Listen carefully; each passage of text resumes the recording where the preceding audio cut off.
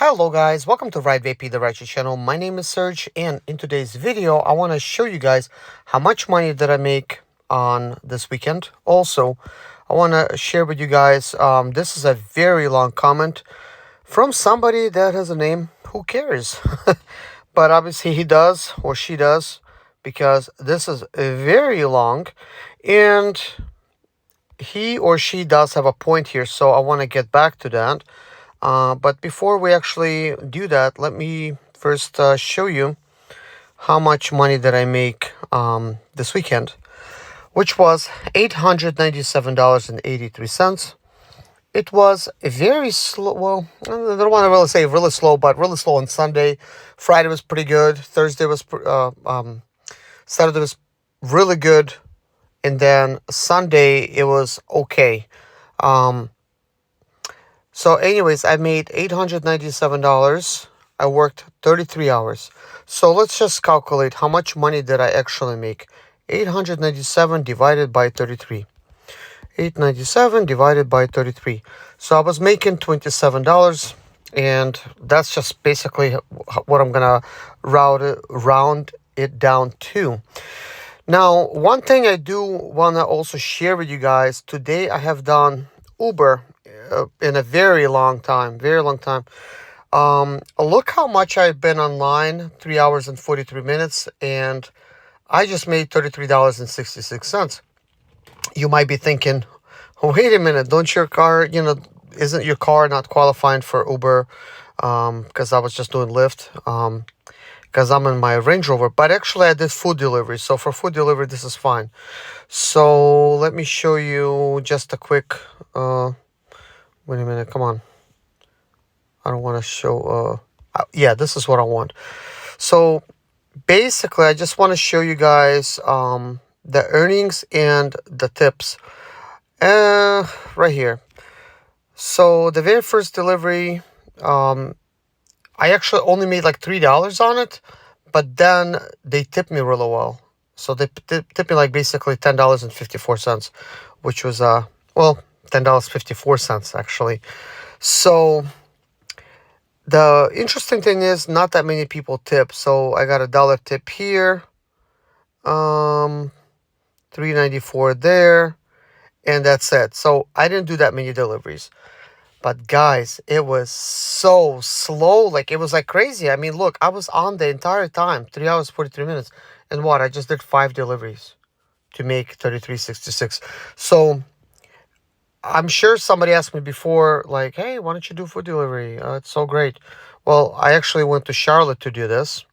Also, you might be wondering, why am I doing this? Well, me and my wife actually went to Charlotte, and she wanted to do some shopping and whatnot. So I was thinking, well, on our way to Charlotte, let's see if we could actually do some food deliveries while I had my wife and my daughter with me. And I thought I'll make some extra money, at least to cover gas. But I didn't expect it to be this bad. But I'm not disappointed that I should do food delivery. However, I am disappointed for all the drivers out there that's doing food delivery, especially in Charlotte, North Carolina, because this is like not even surviving. This is like really terrible. Because basically it's like 4 hours. I mean, I actually had to also get home, right? But anyways, let's just take $33 and divide it by 4 hours. 33 divided by 4. $8.25 to do food delivery. You're better off getting a job as a waiter, waitress at a restaurant, get paid something per hour, and actually get tips from tables at this point. This would not be a really good job to do if this is the way it goes. Not to mention, there's also fuel cost, and doing this in a Range Rover, I'm basically at 15 miles per gallon. Yeah, not great. But anyways, I already talked about this here. I do want to very quickly show you my last week. This was also 3 days, $513 and 27 hours. So let's just do this. 513 divided by 27. So I was only making $19 an hour. So you see, that's a big difference. So, but still, this week, $27 an hour gross. I'm not gonna complain. Like, that's fine. Like, what else do you expect? I mean, we're drivers here. Now, I want to get to this comment that was left by Who Cares, and just kind of like read it to you guys. And perhaps maybe address some of these questions or concerns. That kind of thing. So, anyways, so here it goes. First of all, who are you? Who are you people, and why are you here? I know why, cause you need to make money. But wait a second. If you guys watch other YouTube videos from rideshare drivers, Uber Eats drivers, food delivery drivers, it's all the same thing. You're not making any money. And that's true. According to what I hear, Uber and Lyft are taking about 50% of the passengers' pays. How are you making any money? And why are you doing this? Maybe you might have some good days, you get some good tips, but from what I hear now, that the passengers are paying more money, they're not tipping more or much. Why are you doing this? You know, that is so true. They are not tipping much. And I've showed you guys before some of my rides, um, not getting much tips at all. And now I'm surprised, even food delivery, we're not getting much tips. I used to do food delivery for Uber before I started doing the actual rides. And it seemed like I was getting tips quite often, but I was very surprised. Not much anymore. And I delivered to some affluent neighborhoods, and it seems like, wow, they don't care to really tip. But you almost need to get tips because, like, literally, that's just barely surviving. But anyways, I know why you need money. But guess what? Didn't you guys help Uber and Lyft put taxi companies out of business? Yes, you did. I do not agree with this, okay? Because look, if we was not gonna do that, somebody else would. This is happening all over the world. This was basically gonna come like regardless. Taxi companies had this business cornered for a while, but think about it. Why is only taxi drivers have the opportunity to actually, uh, take people around? Why do you have to buy a license? Who's controlling all these taxi medallions? Like, who's making that money? Because look at this. Down over here, it says, well, actually, let me just read on. Um, okay. Taxi drivers in New York paid upwards of 1.2 million for the medallion. And the medallion has been like just getting more and more expensive. Like, it just seems like somebody's taking advantage of the taxi drivers too. It's like, who is controlling all the medallions? Why are taxi drivers being ripped off for the medallions? Because that is a lot of money to pay for medallion. Just too much money. It's like, how can you pay this type of money? Like, what kind of income do you expect to get as a taxi driver? I mean, maybe it makes sense. But anyways, taxi drivers are not out of business. I see plenty of taxi drivers. People are still using taxis. Um, and I think that's going to continue. That's really not going away. I'm at the airport a lot of times, and it's so many taxi drivers over there. And actually, I think there's just way too much work to go around. It's just the problem is with us Uber drivers, we're just not getting paid that much. And I want to answer kind of like a question like, why are we doing this? Okay. First of all, it's easy to get into. If you don't have a job or you're in between jobs, it's easy to just download an Uber app and use your car and go ahead and actually make some money. But before you know it, you're getting some bonuses, you're getting some tips, and you might be making $27 an hour or more. And you might think about, well, I wasn't making $27 an hour in my other job. And that's not bad. I've made as much as $35 to $50 an hour before, and I was just doing economy service.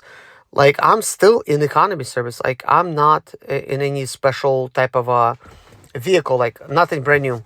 But anyways, let's move on, and I'm gonna basically give you guys my opinion on this. So, So basically, taxi, and they made a good living. But wait a second, you guys aren't making any money. Why not? But it will go on and on and on and on. And guess what? They don't want drivers anyways. They want self-driving cars. So just keep that in mind. And also, you're not making any money. But guess what? All of the sudden, you're deactivated. So let me basically speak on this. I do believe this type of comment. Ultimately, this will happen. Rideshare companies are greedy. If they can replace us with self-driving cars, they will. But logically speaking, that's going to be very hard to do. I've spoken to some people when I had a Tesla, and I said, look, this is self-driving. First of all, they were afraid of me to even show them the self-driving capabilities of a Tesla. And I said, well, Uber is going to be replacing us soon with these Teslas because, a lot of them, we were renting a lot of these Teslas from Hertz through Uber. So somebody was making money, right? But I said, eventually, we will be replaced with self-driving cars for Uber. And I'll tell you what, most people said they will not get in. They're not going to get into a self-driving car. They don't trust it. So they'll still need people. And even if these people would get in, do you know how much money would cost to get so many, I don't care, like Teslas or other self-driving cars, and how much repairs this would be, and how much liability and how much insurance this would be, and potential lawsuits? They might want to do this, but it's not happening overnight. And on top of that, Uber and Lyft, they are extremely in debt. Yes, they're taking half, or sometimes they're taking 66% or more from what riders are paying, but somehow they're not able to basically make money. They're losing money. I don't understand it. It could be all the lawsuits. Um, I don't know what else it is. You know, it's definitely not bonuses. If I calculate how much money I'm making from these bonuses, like some of these bonuses are ridiculous. Like I'm literally making 75 cents extra per ride. That's going to be my bonus if I do complete the challenge. And not everybody completes the challenge. So that is like basically we're making them money. A bonus is there to entice us drivers to stick around and actually complete the bonus so they could actually make more money. So I think it's not realistic for us drivers to be replaced with self-driving cars. I used to think that we will be, but think about, like, just Google like how many drivers work for Uber, right? Um, the turnover is kind of high, but it's probably millions because there's millions of people. So think about it. Like Uber literally would need to spend millions on getting all the cars. Cars are kind of hard to get to. They would need to park them somewhere. Um, it would be a nightmare. It would be a logistical nightmare for them because these cars, if they're going to be sitting around too, if they're Teslas or whatever, the batteries still will die. If they're going to be driving around like so much, then the batteries will need to get replaced. And as a matter of fact, guys, I used the Tesla and I ordered the Tesla, and then when it came in, I decided not to take the Tesla. And I know this story might seem a little old, but I want to just remind you guys of it, because I've done the math a little bit later on.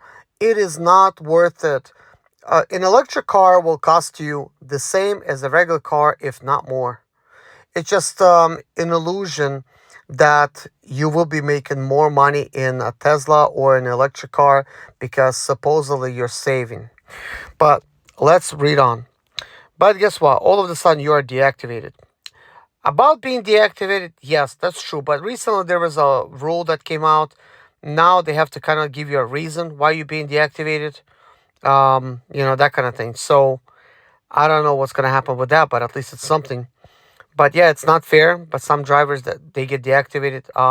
But also I think partly Uber and Lyft is to blame because they are enticing riders to get basic with a free ride if they will basically put that their driver was drunk.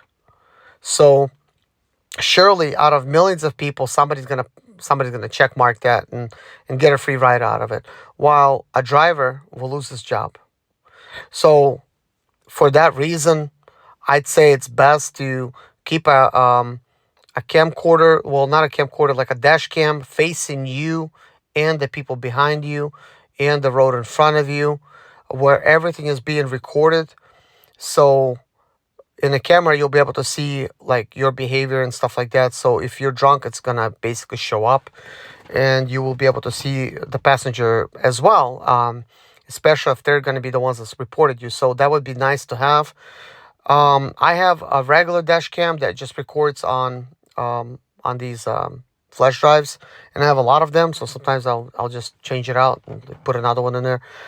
But the thing is, it would be a lot nicer to have one that directly uploads footage to the cloud. That way, you could also always have access to that footage and be able to prove your case. So I think that's going to be very important in any case. But anyways, let's move on. And you don't have a job. What did you do wrong? Nothing, but you keep driving for them. Give it up. Put them out of business. And one more thing, I want you guys to really sit down and calculate what you spend on maintenance for your vehicle, and then when your vehicle breaks down and you need to buy a new car in about 4 years, that's about $35,000. Calculate that in there. You are getting scammed. Keep driving. Have a nice day. All right, I do agree with this car situation thing. This is why I really feel sorry, especially now for people that have bought new cars, especially when they just started working for Lyft or Uber. That is, if they bought the cars to use them for Uber and Lyft, whether it's an economical car, whether it's a luxury car, because at the end of the day, you're locked into this big payment. Now you're worried because you're going to start getting these ridiculous ride offers that you don't want to take because it's putting wear and tear in your car. And I've actually seen some videos today. It is very slow everywhere right now. Like all of the Uber drivers are complaining, even the ones that's making like YouTube videos, that it's slow. And some of them, they have brand new cars and they don't really want to drive for the cheap rates that's being offered. So they're choosing to stay at home. So they cannot put more miles on the car and wear and tear. And I agree with that. But I'll tell you guys this. Just think about like what taxi companies used to do. Like they don't have like very nice luxury cars. They just have regular taxi cabs. And they were still making good money. That is kind of like what you have to stick to. You have to stick to cars that get the job done. Like don't go above and beyond with your car to basically buy a car for so expensive just so that you could get a chance to make a little bit more money or save a little bit more money. Because if you are buying a nice car, and 35,000 is like very reasonable at these days, a Prius will cost you about 40 now, or maybe even more now. So 35,000, it's like, yeah, that's still pretty much an economical car. It used to be like a luxury car at that price, but not anymore. You're getting luxury above 90,000. It's really crazy. Like I got a Range Rover.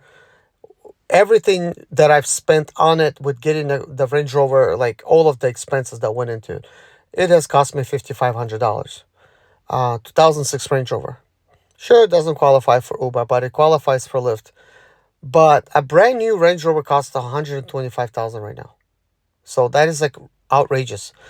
But anyways, this being said, I do want to address the car situation some more. First of all, I want to very quickly compare the Range Rover to the Tesla. So at most, per 12-hour shift, the Range Rover will cost me $75 to fuel it up every single day. That is quite a bit. But also, in that 12-hour shift, I expect to make at least $300. Now, this Friday, I made $300 on a Friday, and I made $410. I made $410 on a Saturday for 12 hours, and then I did not work a full shift on Sunday, and I still made about $210, something like that. So, with that being said, How does the Tesla compare? Well, I was renting a Tesla. I was paying $100 a day to have a Tesla. So the rental was $75 a day because the rent of the Tesla was 65, $10 insurance per day, and you definitely want to get the insurance. So 75 plus charging. So at the time when I got the Tesla, the charging was cheaper. It's 20 cents a kilowatt hour. Now it's 30, sometimes 42 cents a kilowatt hour, sometimes more. So the price of charging has greatly went up. But still, I will look at it at $25 charging for your whole entire shift, which would technically be 12 hours, except Tesla will not last you the whole 12 hours. So this is why if you watch my videos when I'm actually renting a Tesla and I'm doing all this running around, I literally have like no life because I would drive to Charlotte 1 hour and I need to go 1 hour back. I needed to additionally work 12 hours of driving, right? So that's already 14 hours. During the shift, I needed to charge my car twice. Each time it was costing me like time basically, which is 1 hour each time. In 30 minutes commute, it's each time I gotta go to the charging station because there was only 4 in the Charlotte area, and when you need a charge, a fast charge, a supercharger, you got about a 30-minute drive. And it being Charlotte, and I was working every single day, you can run into a little bit of traffic. So I was wasting 3 hours of charging. So 3 hours on charging, basically that's with commuting. 2 hours commuting from home to Charlotte. That is 5 hours plus 12-hour shift, 17 hours. That is not actually including lunch. So if I would have to take lunch, that's additional hour. That's 18 hours a day. Literally, I end up sleeping in the car a couple times because it was like um, not realistic to drive home and do this all over the next day because and when you're renting a car, and I rented it for like 2 months. You're like a slave basically. You just need to work, work, work, work, work. So how does this Tesla compare to the Range Rover? Well, actually, Range Rover at $75 a day, that's basically a 15 mile per gallon car. It is actually cheaper than a Tesla. I feel just as good in a Range Rover. I love it. It's a nice luxury car. It's extremely safe. But it's costing me $75 a day. But a Tesla was costing me $100 a day. Now, if that was the only cost, I would say fine. But those 3 hours I used for charging, those 3 hours, at $27 an hour, that is going to be over $75. So I always like simplify and say at $25 per hour, even at gross rate. If I was making that money instead of sitting over there at the charger, I would have made $75 for those 3 hours. Instead, in your head, you're thinking you're saving.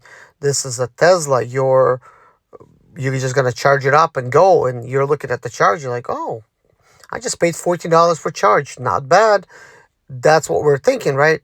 So you're thinking like, wow, that's a lot better than fuel. But really, the time that you lose, who's paying you for that? That is the most important thing.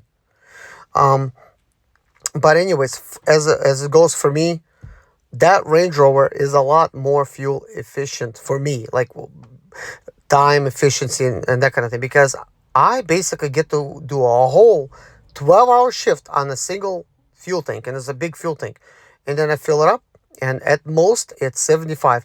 As a matter of fact, I literally did the whole shift in Charlotte on Sunday. Well, not a whole shift, excuse me, most of the shift. I came all the way home and then drove all the way back to Charlotte. Still drove around the city. Then I went to fuel up and it cost me $58 today. So that was for yesterday's fueling. So that's actually still not even $75. But I still say that $75 is going to be at most. So it doesn't always cost me $75. Why am I driving a Range Rover, you might ask? Well, that's because that is the only car right now that I have that's ready to go, on the Lyft platform. Recently, I got another car ready, which is a Chrysler 300, which is a year 2005.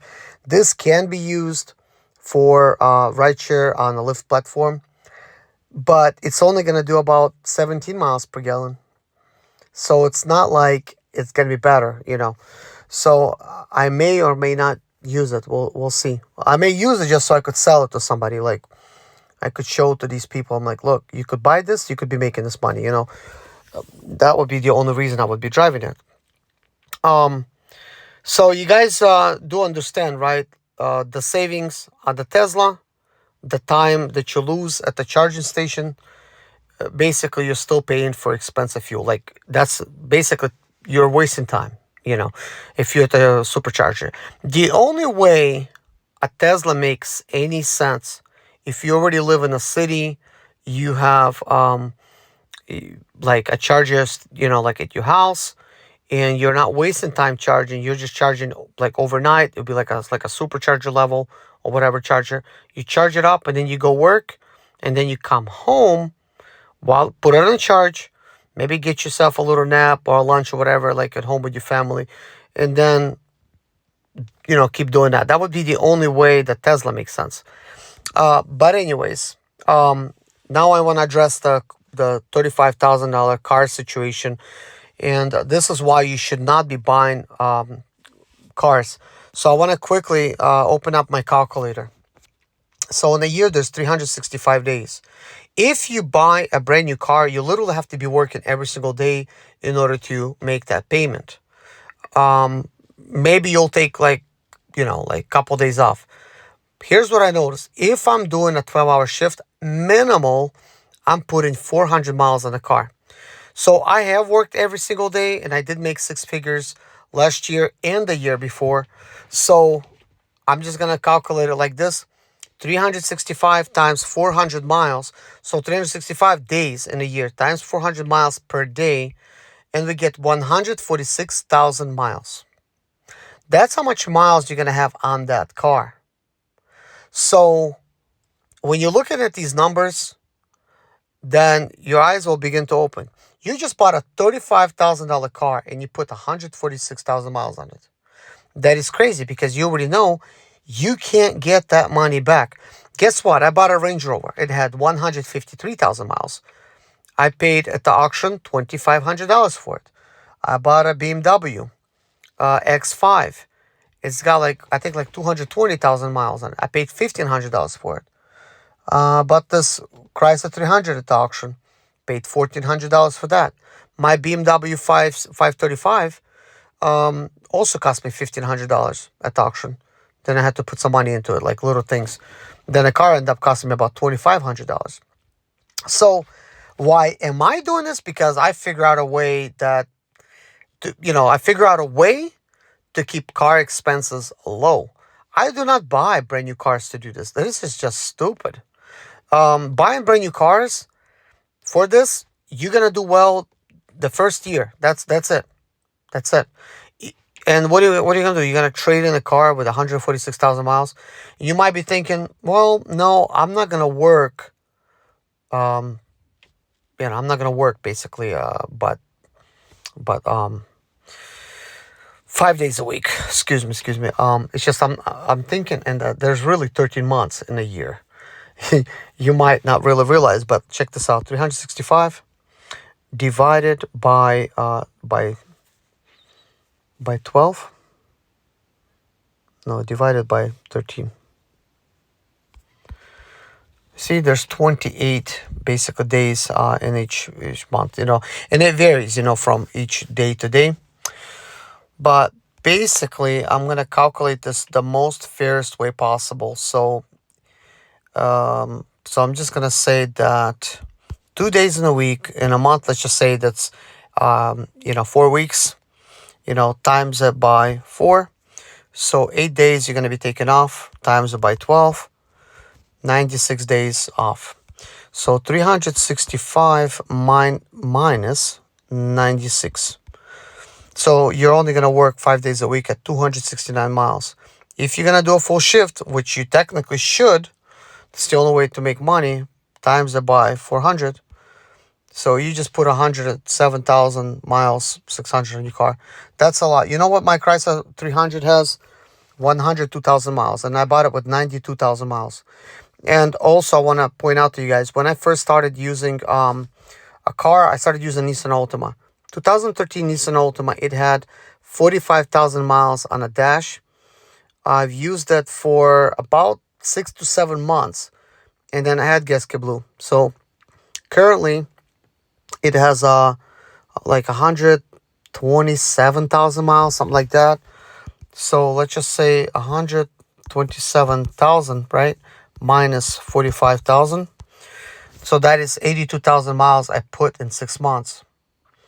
So 365 divided by 2 times by 400. That's 73. That is very close. So it looks like I was driving even more to put those miles. So that is 73,000 miles. And that just basically goes to show, guys, these miles rake up very quickly. But the Nissan Altima with 45,000 miles, again, I bought it at the car auction. It was $3,500. There was a bunch of these fees, and the more you pay for the car, the more you pay in fees. But I remember it cost me about like $4,400, something like that. Plus, I had to drive it home all the way from the beach, which it did drive. So that was good. It was like, the transmission had some issues, but as long as you get it up to speed, you could just, drive. But with me saying all these type of things, guys, buying a used car is a lot more better, because when you buy a used car, let's say like a $5,000 to $7,000 car, you'll start driving. You could actually like get your money back. If you work every single day, or like, here's what I'm doing. I'm just working 3 days a week. So 3 days a week, I'm making about $900, basically $900 per week. So times it by 4, so that's $3,600 in a month. That's how much I'm making just by doing pretty much the weekend, which is 3 days. So 4 days is off for me. So times it by 12, that's going to be income. If I keep it the space, it's going to be income of 43,200, which is not a lot, but I'm basically just working the weekend. And how much miles is this going to be costing me? Well, 3 days times 4, so that is 12 days that I'm working in a month. Times it by 12, 144 days times by 400 miles a day. So I'm going to be putting about 57,000 miles on a car every single year, which is about what I put on the car in this type of rate. I've tried it before. So my approach, why am I doing it? It's a little bit different, and it's been a long time coming. But I buy cars, and I have 34 cars right now. So what I'm trying to do is get into the motion of getting a used car, fix it up, put it on a Lyft or Uber platform, drive the car. As I'm driving it, the car is selling. Yes, I'm putting miles on it, but anybody that's buying cars anyways, they're going to be negotiating. So that means I get to use the car I bought because I just fixed it. I possibly put brand new tires on it. I serviced it. And I'm going to be driving it, using it, getting the use out of it. And then when I get a good price or somebody gives me a deal, I go ahead and sell them the car. Then I get my lump sum back. Then I go ahead and buy another car, or in my case, I already have another car. But in the process that I was staying 4 days at home, I'm fixing that other car up. And then as soon as that other one sells, I hop in another car, put basically insurance and everything on it, and drive it for Lyft or Uber, and then it will sell. I've talked to so many riders before. I mentioned that I have cars and stuff, and they're like, I want a car, I want to buy a car. And each time I had to say, I don't have anything for sale. But it's a lot easier to sell these cars if you're right there with the passenger. They're seeing that the car's driving good. You're trusting it enough to actually use it for work. Like, the car's driving fine. It smells good. It's clean on the inside. And they'll be like, wait a minute, I could do this. Well, or at least, they get a car or whatever. But I'm all about numbers. And to me, like, I could, you know, if I show somebody I'm making $3,600 with a car and I'm selling for $5,000, like they're gonna be thinking like, I just worked 2 months, I get my money back and made a profit. Like that's really good deal for anybody. It is a bad deal to be making a car payment for 5 years, let alone 7 years or 9 years, because some of the stuff is very ridiculous. Because you know the car's gonna break in that time. So what you gotta do is think about this. Like, yeah, the car's gonna break at some point. Get a used car, put miles on it, service it, you know, upkeep it and everything, and keep putting money aside for maintenance repairs. And if your car breaks, just get another one and then sell that other one and get some money back for it or fix it. I choose to fix cars. So any of my cars break, I fix them. And the best approach to fixing cars is to buy another car that's very similar to that car that you have. That way you have similar type of parts. So you have two broken cars now of the same style. One needs an engine, one needs a transmission. Okay, well, the one you just choose which one you want to drive and swap in an engine or a transmission in it. You know what I mean? Like that just seems a lot more logical. And then let's say you hit a deer or a deer hits you, you get some money from a payout from insurance company, whatever, because you know that's what they do. And then you could use the parts of that other car to fix this car. You save money again, and you got some insurance money for, you know, the damages. But that was you saving. Normally people, they don't save like that, you know. But I'm saying like there's many ways to actually keep your money and make money. And I actually still think working for Uber or Lyft, it's still a really good place to make money. But don't just work every single day. Surely some of these days are worse than others. Like Monday through Thursday. Thursday's gonna be like pretty good, but Monday through Wednesday it's not gonna be good. You're not gonna be making that much money. If you got a brand new car, you're gonna start feeling sorry for yourself because you got that payment. Now you feel like a slave. But if you don't have a payment, you have a used car, you have options. It means you don't have to stick and work in like with Uber. You could just sell this car, it's used, sell it, get your money back, or get another job, get hired by another job, or start your small business. And I know all these things are kind of hard to do, like when it comes to starting business. Um, but for me, I actually enjoy driving. So this is why I'm trying to actually still continue driving, and I actually like cars. So when I fix a car, I'm testing it out. I'm driving it. I'm understanding this car is good. It's not giving me any problems. I will learn if there's anything else wrong with it, and I could actually fix it. And when I give it to somebody, I could say, well, since I fixed it, I put 4,000 miles on it. This is what's wrong with it, or I don't have any issues. You know, that's a lot better. But anyways, guys, wasn't planning to make as long of a video, but I don't even know how long the video is because I don't see the timer. But anyways, guys, thank you so much for watching. Take care of yourself and see you guys in the next video. Bye-bye.